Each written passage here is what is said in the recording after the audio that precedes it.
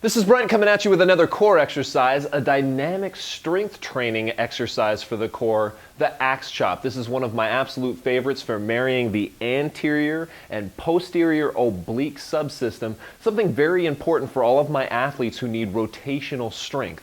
Now, I will admit that this exercise is hard to teach. It's hard to cue. It's not easy to get everybody doing all of the little tiny things that will help you get the most out of this exercise. So my friend Mike Tierney from Metropolitan Fitness is going to help me demonstrate. Now, first things first, a little setup. We got to be able to place some resistance above somebody's head. So you guys can use a resistor band, you can use a cable, but it needs to be up high.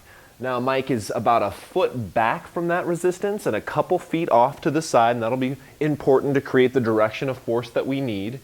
We're going to set up his kinetic chain checkpoints. I want him starting in really good posture, head back, chin tucked. He's got his shoulders nice and back. He's drawn in for me. The only difference is for a chop, since we're going through rotation, we actually need to be slightly wider than hip width at the feet. The feet are still going to point forward, but they're probably going to be closer to shoulder width or just wider than shoulder width. Now, as far as the grip, I'm going to have Mike go over there and grab the handles here. And notice that the first thing Mike does is he doesn't grab inside the handles. Can you show him grabbing inside the handles? So if you grab inside the handles, what ends up happening is as you twist your hands, as you twist through this movement, this tends to rub the top of the knuckles, and as the weight increases, this actually can become quite painful. So what I'm going to have Mike do is actually grab from the outside. Not only does it make it a little easier to grip, but it might actually get us a little benefit in grip strength. He's going to start in this position, and I know there's a lot of different ways to go through a chop pattern with your arms. What I tend to like best for my clients and athletes is kind of a pushing pattern. You're going to start here and then push through to palms facing the floor, like you're almost doing that old school tricep extension, but with a twist. So I'm going to have Mike show us that. Go ahead and do that, Mike. Great. And you feel like you can hold a lot of weight here, right? I do. Now, since I use this as a dynamic strength exercise and I'm going to probably increase load to progress, it's very important that I get the strongest grip, the most comfortable grip for an increase in load that I possibly can, and I find that this is it. So let's go ahead and go back nice and slow. Good. The next little joint system that I want to look at is the lumbar spine or the trunk. In the lumbar spine or trunk, he's actually doing like an oblique crunch. All right, so that's flexion with rotation. Hopefully, if you guys have been working on your progressions, you've been thinking ahead a little bit, you've already taught a crunch, maybe a crunch on a ball, an oblique crunch on a ball. So that motor program is at least up here somewhere. We know that once we start to cue it, it's not totally new. So Mike, let's go ahead and do the push through, as well as make sure we show off that flexion and rotation at the spine. Good. Now from an anatomical standpoint, you guys can see here he's got external obliques working, but instead of that oblique crunch that we were doing that just worked the trunk muscles, now we're getting the whole subsystem involved because his adductor on the opposite leg also has to work, which is our anterior oblique subsystem. That external oblique, abdominal fascia, contralateral adductor. So you can go ahead and go back. Really important subsystem for pushing and stabilizing posterior forces against us, as well as turning in the kinetic chain. So I want you guys to visualize that subsystem and then watch Mike do this exercise again. Good, Mike.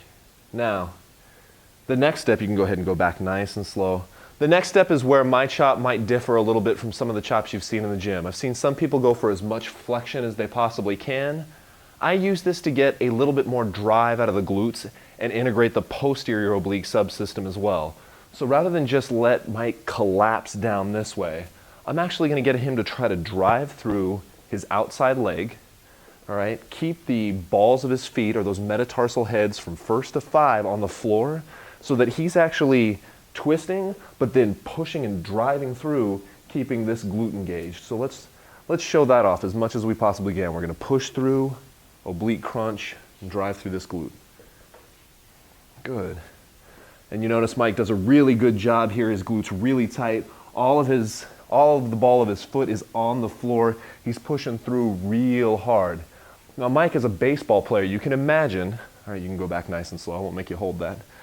You can imagine as a pitcher and as a batter, he not only will get the power from his anterior oblique system, but now he gets to use his glute to drive through, and your glute's the biggest muscle in your body.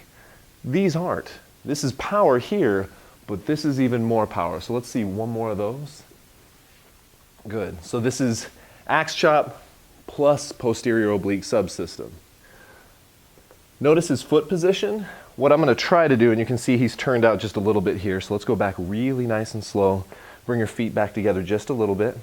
Good. And you guys will have to do that.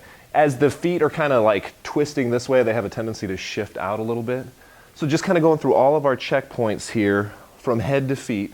He's going to go from hand position here to hand position here.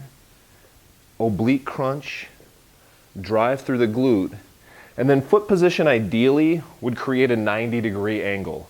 He's going to be pushing through that back foot, which is going to create a 90-degree angle this way to this foot that stays planted. All right, so let's see all of that together. Great stuff, Mike. And then maybe the last cue that I should have mentioned earlier is I also want him to come back nice and slow. I don't want him to just let go. I want to take advantage of that eccentric phase.